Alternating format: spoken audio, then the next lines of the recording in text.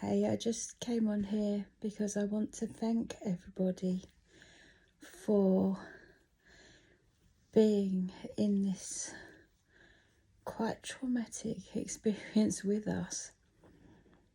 All your messages and, prayers and healing and strength and love. It really, really does mean so very much. Honestly, I can't tell you. It gave me personally a great deal of inner strength to use my voice wisely and carefully. And I have a few observations. Imagine how you would feel having your eye prodded, poked, felt around your eyeball inside the eyelid, injected hundreds of different drops, poked, prodded, scanned.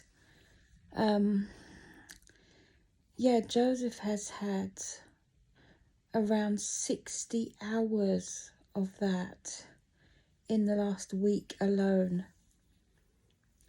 Now, I don't think that I could have put up with this, everything he's been through, and he's been so strong, and he's been just taking it all in his stride, and then privately crying, privately having a meltdown at home. I don't think I could have withstood even a fraction of that. I couldn't have withstood it for a day if it was me personally. It's, and the doctors are sitting there and just guess after guess after guess, so yeah. I had to go down the legal route because I wanted the guessing to stop, and today it did stop, and I was really pleased for Joseph because we got one of the head guys from Moorfields come down to see Joe, and the lady, so we've changed teams because I really genuinely do think the first team were pretty dire. They were really bad. They were just, happy for Joseph to keep on going in this spiral of surgical intervention, multiple drugs, because he's got like 6 different eye drops and a bag full of drugs. And I was asking, but these all conflict with each other, and they're talking about inflammation. And Joseph said, I've had so many different people prodding and poking my eye and injecting me and giving me drops, giving me different intravenous drips, giving me, different things. Do you think that might be a contribution to why my eye is inflamed and has inflammation in the tissue? Not to mention having major surgery on the 4th of November. Do you think that might be a reason? And so it's like, whoa, when they were talking about inflammation in his face, around here, the cheekbone, the jawline, I sat there and I was like, but he had an accident 16 years ago and he smashed in his face. This is why he grows a beard, because it's all scarred. Because when he started working, and as he progressed up the career chain, the career path, the hierarchy for from the very bottom, he's gone up 5 runs of this career path ladder. As he got higher, he didn't want this. He felt really self-conscious about all of this. I said, yeah, he smashed his face in. He was riding a bike and a car took a corner on a little side street, and he went flying off the bike because he swerved to miss another car, and he face planted into the road, skidded along the road like that on his face, and actually landed on the edge of the curb. His jaw actually crushed against the curb on the side of the road. So he smashed all this in, and they were looking at hairline cracks and stuff not healing properly back then. So do you think that that might have something to do with why it's taken so long to heal from the retina surgery? I've got a sleeping baby on me. So the first team that I didn't like, that had been looking after him all this time, since the 4th, they were saying no, it wouldn't have anything to do with it. But then the head guy came and he took a complete and thorough history, which, you know, I did feel quite proud I was able to answer. I said, yeah, well, he's the oldest of my now 6 children. Was 8, now 6. He's the oldest, and he's been with me. I managed his condition. He never had symptoms. He never had any issues until he wasn't with me, and he left, and he was going it alone. And then he had a major aortic dissection, spontaneous, which killed him basically. And so here we are. So he's been through so much. I just don't think I could have, honestly, the way they were talking and everything, I wouldn't have lasted a single day myself, because I do not agree with the cut, burn and poison ethos that's used. So they've tried the cut, they've been doing the poison. What was next? You know, they were talking about doing a procedure tomorrow, and I was shaking my head. So observations being in this kind of like condensed environment, I just want to share, because I think it's really important, and I think it might motivate and help some of you when going through a crisis, or when going through something really stressful, or something confrontational, that potentially confrontational like that. I have observed on the way home, I was reflecting quite deeply. I didn't have any inner dialogue going on.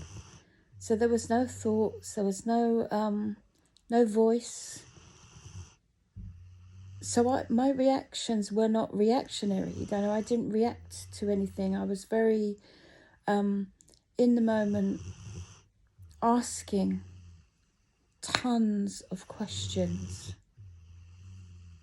and waiting, just keeping my mouth shut and waiting for the replies. And I wanted educational replies, peer-to-peer, you know, that we're all equal thing, peer-to-peer. I wanted educational replies to my questions. And so I was up in the ante each time with the degree of education that it would require to answer them. And so, you know, it's been more than 10 years since I've had to do anything like this. So I wasn't apprehensive, you know, I was gladly going in, but I did have to switch on that side of myself that's perhaps been a bit dormant. So it was good. It was really good, because I feel really content with the outcome, that they agreed that the drugs were too much. There was just too many of them, because Joseph took the sheet out of his pocket and it had all the list of eye drops on one side, and then the lady was reading it, and then he reached over casually and just turned it over, and on the other side was full of all these drugs, and she sat back and was like, And I said, that was my reaction too. Exactly what you just did is what I did when I saw it. There's no way somebody should be on that amount of stuff straight after surgery. The body needs time to heal and take care of itself and do its thing and let its own supercomputer run its programs. Like there's just no way. So she asked him, has he been getting pins and needles? Has he been feeling disorientated? Has he been having bouts where he feels really sad and he's been crying and stuff? And he has had all of that. But he's been playing it down and really, really diluting it because he didn't want to upset everybody here and his friends and stuff. He didn't want to upset everyone. So it's like, he's withstood so much, honestly. I'm in awe. I truly, truly am in awe. So how we've left it now, the pressure was still really high when we left, but the eye wasn't hardening. It was still really soft and pliable and nice. So I did agree that it was okay to come home. We've changed all the drugs. They're a lot less. There's like a quarter of what he was on before. Different drugs to maintain the pressure and stop the inflammation. And we're going back on the 7th. And if he needs laser surgery on the 7th, then he will have it on the 7th. So we're not going to carry this forward to the new year.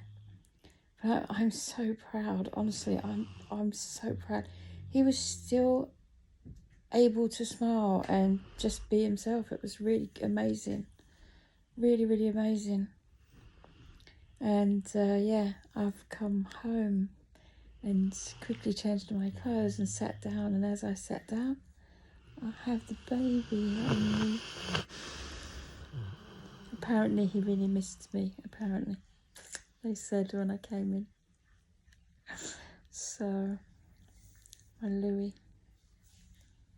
So cute.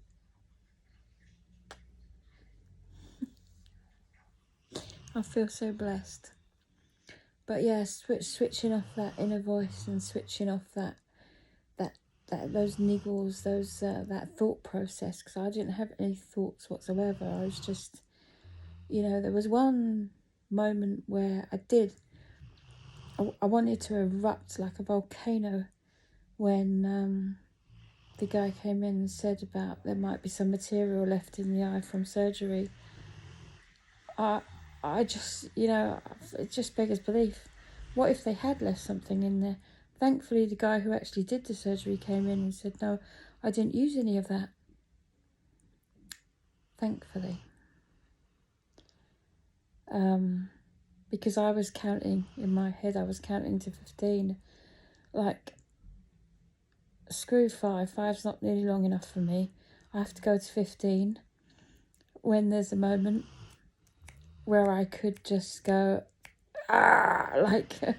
no. So, yeah, it just beggars belief how they can just guess at stuff and people just accept this and, end up in all sorts of problems. But hopefully, please make it happen that it doesn't, these different combination of drugs, and they're much less in severity and there's much less of them too. Let's just pray that they stop the pressure from rising at certain times and he can just spend the next 2 weeks really happy and himself and have some quality of life, because I did speak a lot about his quality of life being flushed down the toilet. The more he has to keep going back and forth, and they didn't actually treat him for pain last week, and when they put a drip in his arm and his eyes went black and he started screaming the place down, I was like, you're making me blind. That must have been terrifying. Can you just imagine? They put the drip in to reduce the pressure like they always do, and it's like someone's closing blackout curtains in your eyeballs. Oh, I would have been terrified. I just know it. Me, with all my strength and everything, I would have been really scared. And he was really scared. But it jolted him into being proactive enough to ask for help. And like I could tell today, he found it really difficult to like play the role of that person that needed support. I could see he was really struggling with that. And I sat there next to him, beside him with my knitting, all calm and serene. And I was making jokes with him and keeping him balanced. And he kept saying, "Thanks, Mum." But I'm glad today was good. I'm glad we ironed out a lot of stuff, and he's got new doctors. But I really genuinely thought the first team were just terrible for him. They're probably fantastic for other people, but in Joseph's case, all they were doing was looking at Marfan syndrome as a label and not moving beyond that point. And I think the one-size-fits-all policy that they were trying to use just weren't for him. So, yeah. Thank you for being here, sending love and just generally holding hands. It really does mean so very much. I think I'm going to enjoy these sleepy time snuggles for a little while before I go and do the dinner. But yeah, very long day because we left before 8 a.m. and didn't get home until after 5. So yeah, very long day. I'm actually looking forward to putting my feet up later.